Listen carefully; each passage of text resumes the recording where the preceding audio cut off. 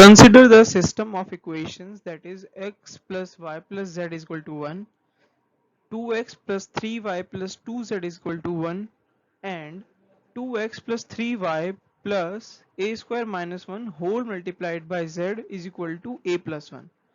Then we have to answer the question upon the given three equations.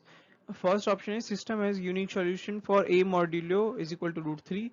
Second, system is inconsistent for a modulo is equal to root 3. Third, system is inconsistent for a is equal to 4. Fourth, system is inconsistent for a is equal to 3. Now over to solving this question.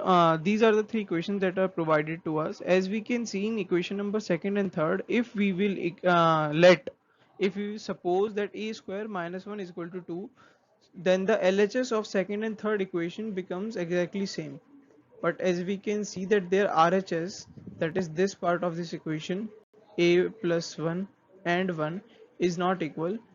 Therefore a square is equal to therefore we will see that for the value which we will find when we let a square minus 1 is equal to 2, that a square is equal to 3 and a is equal to root 3, that is a modulo is equal to root 3 will prove the system inconsistent.